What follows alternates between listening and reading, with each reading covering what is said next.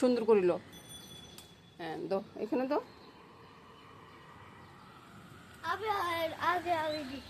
এগুলো তোমার লাগবে না তো, দিদি নিব তো।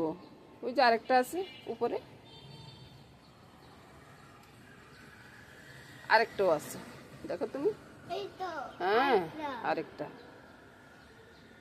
সুন্দর করিল, বাস হয়ে গেছে। ভাই কিন্তু হাত পা ধুয়ে আসছে, বুঝছেন বন্ধুরা। জয় গোবিন্দ। না আরেকটা তুমি এগুলো পাবা না, তুমি ঘরে যাও, ঘরে যাও। ভজিয়া দেবাহ তুলিয়া হারি জয় রাধা মাধব কুঞ্জ বিহারি। বাজারে যাচ্ছি বন্ধুরা।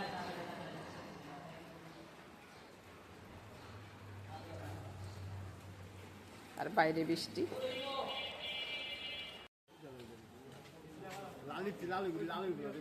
বাড়ি কিন কবে আসেন এই কথা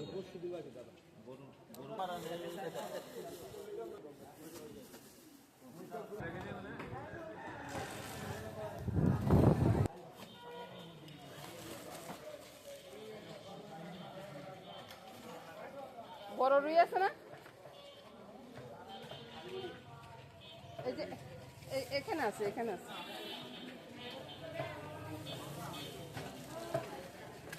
এগুলো বেশি বড় একটু সবাই ছুটে দেয়, যাও বড় থেকে দেখ কত করি এগুলা। দেখছেন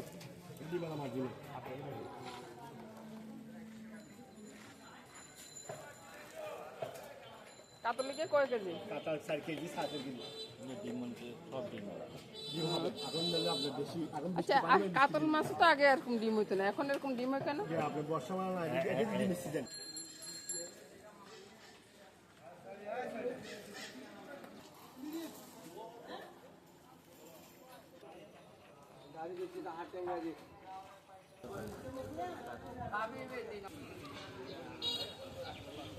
কত করি?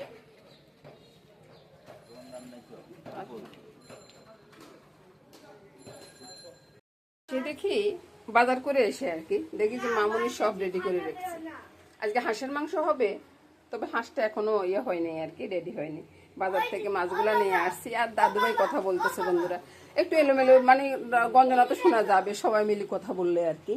এই যে মাছ, বাইলে মাছ নিয়ে আসছি, বড় বড় বড় বড়, ওই যে কি বলে গলদা চিংড়ি নাকি বাগদা চিংড়ি সেটা আমি জানি না, বাগদা চিংড়ি আমি ভুল বলতেছি। তারপরে গোটা একটা রুই মাছ নিয়ে আসছি, এটা প্রায় 2.5 কেজি ওজনের হবে। তো ওইটা গোটে রেখে দিব ফ্রিজে, কেউ অতিথি আসলে এটা কেটে ভাজি করতে পারবো আর কি। তো এই নিয়ে আজকে আরম্ভ হলো। আর দাদু ভাই একটু কথাবার্তা বলতেছে, হাঁস ভেজেছি তো ওই জন্য। এগুলো সব মামনি রেডি করে রাখছে, আর বাকিটাও মামনি করবে, আমি শুধু হাঁসটাকে দিয়ে যাই। ওইদিকে চা বানাচ্ছে আর আপনাদের মেশো কথা বলতেছি, কিছু করার নাই। ওই যে মাছের মাথাটা একবারে ভেজে রেখে দিয়েছে, এটা কালকে রান্না করব। আজকে রান্না করবো বাইলা মাছগুলা। বাইলা মাছগুলোকে একবারে ধুয়ে টুয়ে পরিষ্কার করে তার সাথে ওই ধনিয়া পাতাটাও নিয়ে আসছি আর কি, একসাথে দিয়ে দিব। এবার বন্ধুরা মাছগুলো দিয়ে দিলাম, মাছের সাথে কিন্তু ধনিয়া পাতাও দিয়ে দিচ্ছি, বুঝছেন, সব কিছু একসাথে দিয়ে দিচ্ছি। তারপরে দিয়ে দিব কাঁচা লঙ্কা, কাঁচা লঙ্কাটা একটু ধুয়ে কাঁচা লঙ্কাটাও দিয়ে দিলাম। একে একে দিয়ে দিব নুন, আর একটু নুন লাগবে, একটু অল্প করে দিচ্ছি আর কি, হলুদ। তারপরে বাইরে থেকে আওয়াজ আসে, আমার কিছু করার নাই বন্ধুরা, লঙ্কাটা একটু বেশি দিব, বুঝছেন। লঙ্কা দিয়ে তারপর তেলটা দিয়ে দিই। মামনি একবার অন্য জায়গায় তেল ভরে ডাম শুদ্ধ এখানে দিয়ে দিচ্ছে, বলুন। এবার আমি মাখিয়ে নিই, এবার ভালো করে মেখে নেব। আর একটু লাগবে বাবা তেল, এটা তো ইয়ে দিয়ে হবে, তেল একটু লাগবে ব্যাস। অনেক সময় দেখা যায় কি মাখানোটা ভালো হলে, অনেক সময় কি সবসময় দেখি, এটা আমার শাশুড়িও বলতো যে মাখানোটা ভালো হলে খেতেও ভালো লাগবে, ওই জন্যে ভালো করে মেখে নিচ্ছি। এখন তো শাশুড়ি নাই। এবার চুলাটা জেলে দিলাম, চুলাটা দিয়ে জেলে একটু নেড়ে ছেড়ে দিব, বুঝছেন। তাহলে কি হবে, মাছ কালারটা না ভীষণ সুন্দর হবে। এখনো তো মাছ নরম হয় নাই, নরম হলে কিন্তু আর দেওয়া যাবে না।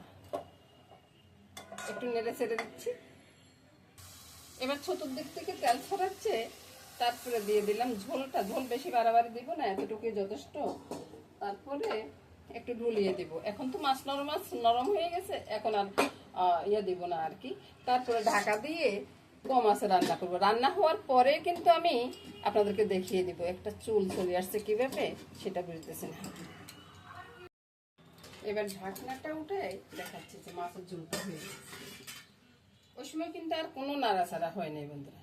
এভাবে মাখো মাখো করে রান্না করে নিয়েছি, এটা খেতে না অসাধারণ লাগবে। এবার দেখলেন তো কত সুন্দর হয়েছে না মাছের ঝোলটা। কাছের থেকে দেখাচ্ছি, দেখুন একবার। এবার পরে রান্নাটা চলে যাবো। পরে হবে একটা ভাজি। ভাজি করার আগে আগে দেখিয়ে দিচ্ছি বন্ধুরা, আজকে হাঁসের মাংস হবে। হাঁসের মাংসের জন্য সবগুলো মশলা রেডি করা আছে। আর আলু পেঁয়াজ তো মামুনি কেটে রেখেছে। ভাজি করব কুমড়ো আর কাঁকড়ো। আর এর আগে আমি ওই যে হাঁসের মাংসের জন্য যে আলুগুলো নিয়েছি না, আলুগুলো ভেজে উঠিয়ে রাখবো আর কি। আলু আর পেঁয়াজ ভেজে উঠিয়ে রাখবো। মামুনি, একটা আলু যে কালো হয়ে আছে, এটা কি ফোর কাটছি এর জন্য নাকি এমনি পোষা? কাটার সময় এরকম ছিল, তাহলে মনে হয় পোষা। এটা ফেলে দিচ্ছি। সবগুলোকে একটু নেড়ে ছেড়ে উঠিয়ে রাখবো। এইটা একবারে যে বাড়াবাড়ি ভাজবো তা কিন্তু না। এবার এগুলোকে তুলে নেব। এই যে সবগুলো তুলে নিলাম। ওই যে তেলটা আছে, তেলের ভিতরে আমি এগুলো ফেলবো। এবার মামুনি কাজ করবে, আমি আর কাজ করবো না।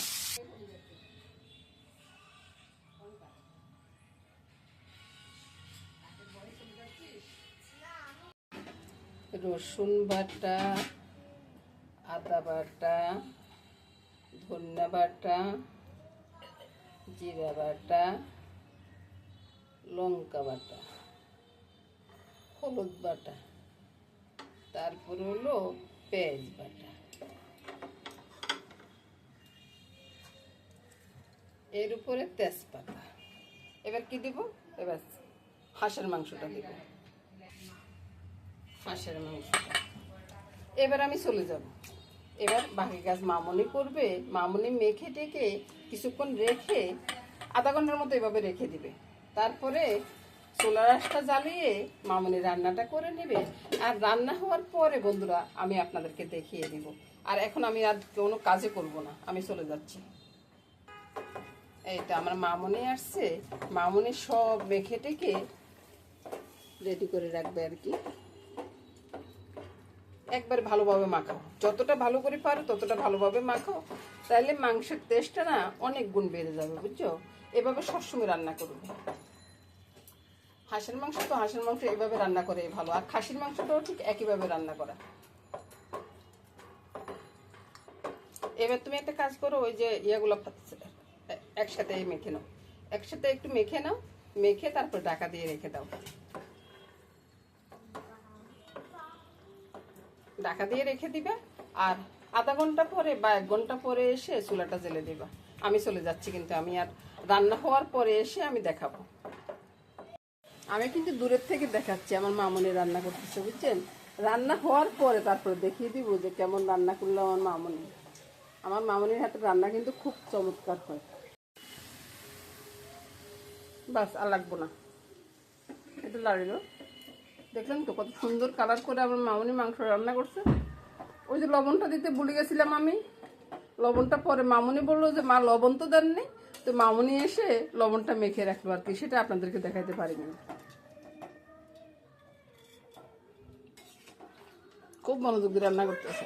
হাঁসের মাংসটা আমার ছেলের খুব পছন্দ, তো ওই জন্য আর কি। আমার মুখে কিন্তু পান আছে, ওই জন্য কথাটা এরকম শোনা যাচ্ছে। আমার এই ইয়ের জাতটা দেখে হাসবেন না বন্ধুরা, এটা কিন্তু অনেক পুরোনো, ভাঙিয়ে গেছে, এই যে ভাঙা, তারপরেও কাজে চলে। ওই যে মশলা টশলা একটু গুঁড়া করতে লাগে আর কি। দারচিনি এলাচিটা এখানে পেস্ট ইয়ে করে ছেড়ে দিব। এবার দারচিনি এলাচির গুঁড়াটা ছড়িয়ে দিচ্ছি, মামুনি নেড়ে দাও।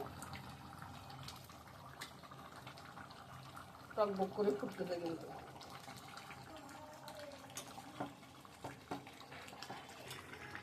মামুনি এবার একবারে ভালো করে নেড়ে চেড়ে ঘেটে ঘুটে ঝোলটা ঘন করে দিল। দেখুন কত সুন্দর একটা ঝোল হয়ে গেছে। এবার হয়ে গেছে, নামিয়ে নাও। এবার মামুনি মাংসটাকে ঢেলে নিচ্ছে। দেখেন কত সুন্দর একটা রান্না হয়ে গেছে। এবার রান্না হওয়ার পরে সবগুলো রান্না আমি দেখিয়ে দিচ্ছি।